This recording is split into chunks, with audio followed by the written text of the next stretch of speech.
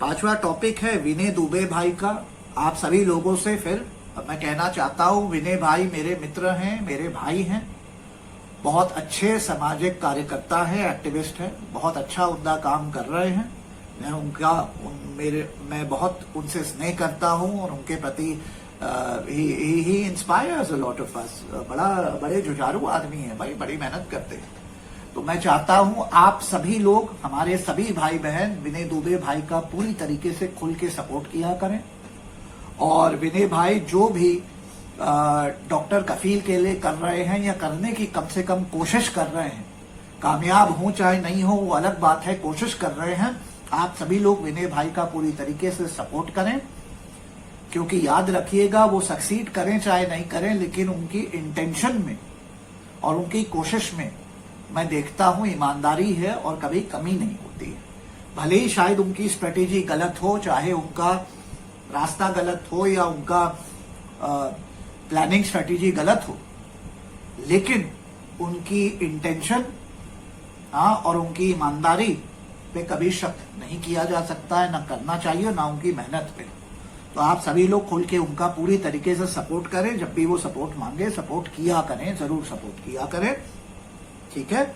अच्छा, डॉक्टर कफील को लेकर के इतना ही कहूंगा। कहते आया हूं, एक वीडियो भी बनाई थी 1 महीने पहले, जिसमें मैंने पूरा चार्ट आउट कर दिया था। उसके 1.25 लाख व्यूज है, वीडियो देख लीजिएगा, जिसमें मैंने पूरा एक कोर्स ऑफ एक्शन बताया था कि डॉक्टर कफील को कैसे जेल से निकाला जा सकता है। मैं उस पर आज भी कायम हूं। कहने का मतलब आज भी उसको फॉलो अगर किया जाए जैसे मैंने बताया है, टू द टी मेरे इंस्ट्रक्शन फॉलो किए जाए तो डॉक्टर कफील जेल से बाहर होंगे, बिल्कुल होंगे। नहीं फॉलो किया जाएगा तो बस इतना ही कहना चाहता हूं।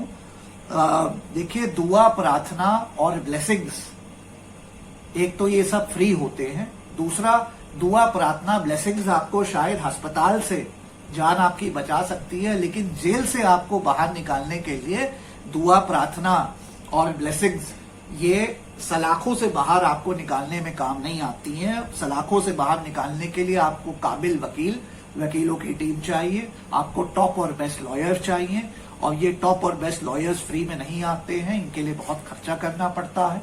मैं पहले ही बता चुका हूं, क्योंकि मैं देखिए स्ट्रेट फॉरवर्ड बात करता हूं, घुमा फिरा के बात नहीं करता।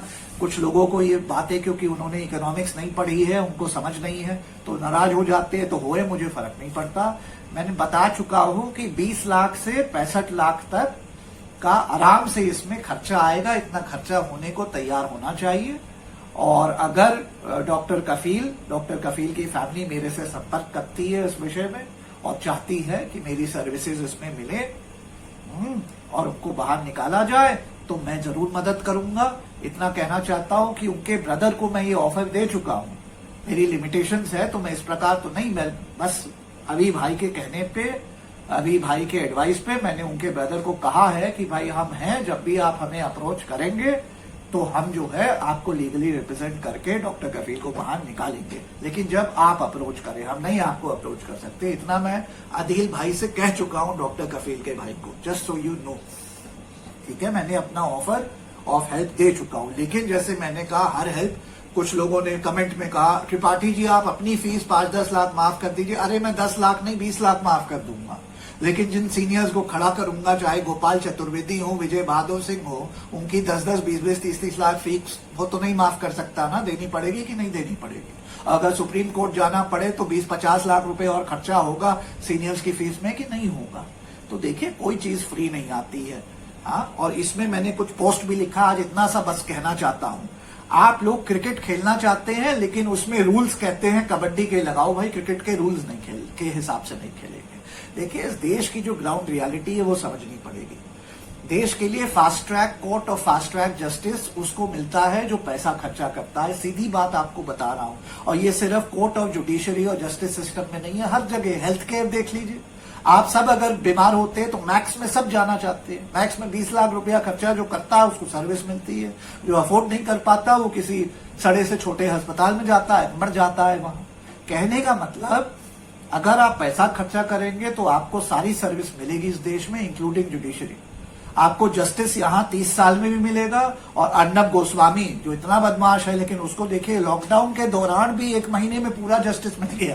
पूरा केस शुरू से लेकर अंत तक खत्म हो गया, शुरू से लेकर अंत तक खत्म हो गया 1 महीने के अंदर अर्नब गोस्वामी का। कैसे?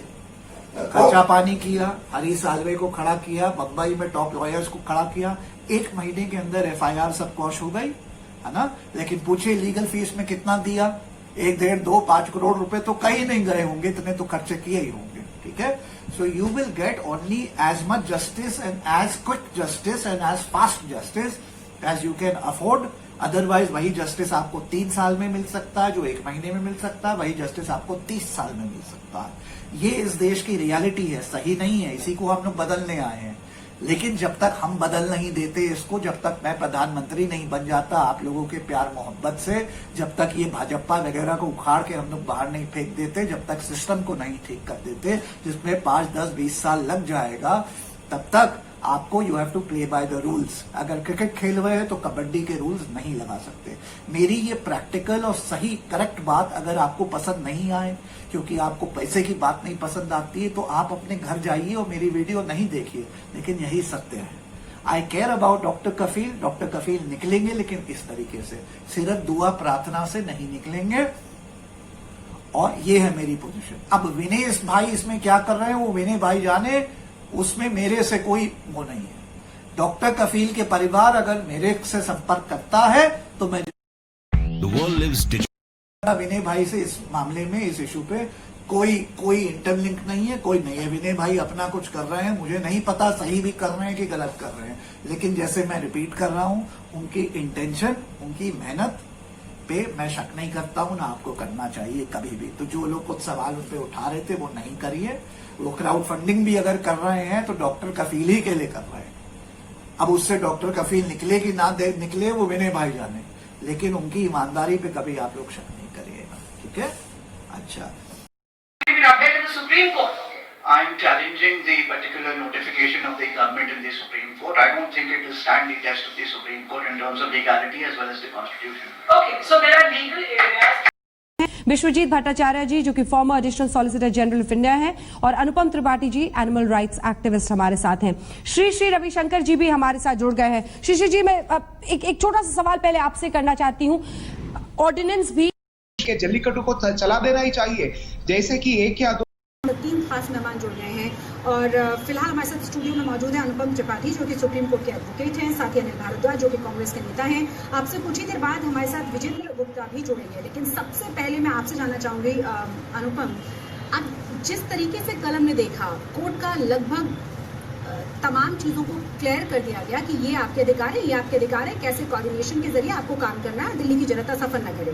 बावजूद इसके बड़ी बड़ी प्रेस कॉन्फ्रेंसेस हमने कल ही देख ली थी और सब अपने अपने हिसाब से व्याख्या कर रहे थे, सबको लग रहा था कि उन्हीं की जीत हुई है। देखिए, बड़ा अनफॉर्चुनेट है कि सारी पॉलिटिकल पार्टीज इसको, अब ये जजमेंट आई है, इसको भी अपने हिसाब से इंटरप्रेट कर रहे हैं। बिल्कुल सच तो ये है कि सुप्रीम कोर्ट ने कुछ एक्स्ट्रा या बड़ी चीज़ नहीं करी है। उन्होंने सिर्फ जो कॉन्स्टिट्यूशन है, देखिए 91 से 239AA है कॉन्स्टिट्यूशनल बुक में, उसको सिर्फ इंटरप्रेट किया है, राइटली इंटरप्रेट किया है। ऐसा नहीं है कि आपके फेवर में किया है या बीजेपी के फेवर में, ऐसा कुछ नहीं है, इंटरप्रेट किया है। और ये भी मैं कहना चाहूँगा, एज अ ट्रेन्ड लॉयर मैं कहना चाहूँगा कि 239AA में क्लॉज 4 है जो कि एम्बिग्यूटी थोड़ी सी क्रिएट करता था। उसमें थोड़ी सी एम्बिग्यूटी है जहाँ एड एंड एडवाइस की बात है, जहाँ पे LG और काउंसिल ऑफ मिनिस्टर्स के बीच में तकरार हो सकती थी, जिसपे सुप्रीम कोर्ट ने क्लैरिटी दे दी है। बस अब ये जो कॉन्फ्रेंसेज हैं ऑल पॉलिटिक्स और कुछ नहीं है, और इसमें भी सुप्रीम कोर्ट के ऑर्डर को भी यूज किया जा रहा है फॉर पॉलिटिकल। लेकिन कल आपने प्रेस कॉन्फ्रेंस आम आदमी पार्टी सरकार की देखी थी क्या, जिस तरीके से मनीष सिसोदिया ने कहा कि अब ये अधिकार हमारे पास है, यहाँ तक कि ट्रांसफर और पोस्टिंग वाले ऑर्डर्स को लेकर के। लेकिन कल सुप्रीम कोर्ट की तरफ से बहुत साफ कहा गया था कि जमीन, पुलिस और पब्लिक ऑर्डर्स आपके पास नहीं है, यानी व्याख्या जरूर की गई थी, जैसा कि आपने कहा कि थोड़ी क्लैरिफिकेशन जरूर हुई, लेकिन ऐसा नहीं है कि अधिकार आपके पास आ गए। नहीं, इसका एक कारण है, मैं बताना चाहूंगा। देखिए, इससे पहले दिल्ली हाई कोर्ट की जजमेंट थी 2016 पूरा की, जी जो अनफॉर्चुनेटली थोड़ा सा उसमें इंटरप्रिटेशन 239AA का, मैं भी उसको नहीं मैं करेक्ट मानता हूँ, जो सुप्रीम कोर्ट ने ओवर रूल की जी तो उस हाई कोर्ट की जजमेंट की वजह से इसमें थोड़ी प्रॉब्लम आ गई थी आप सरकार के लिए, जिसमें कहीं पे देखा गया कि शायद LG का ओवर रीच हो रहा था, जो सुप्रीम कोर्ट ने अब क्लैरिफाई कर दिया है। लेकिन मैं फिर कहना चाहता हूँ कि ये तो कॉन्स्टिट्यूशन हमेशा से प्रोवाइड करता था।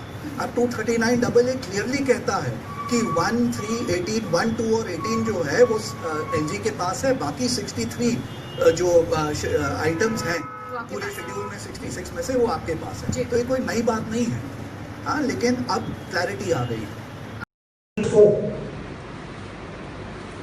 Who puts that questions to all of you who don't question the status quo, leading to a change tomorrow, which day after will be progress, and hopefully in our fight for animals to be treated as sentient beings with rights, there would be much progress made, provided we question the status quo.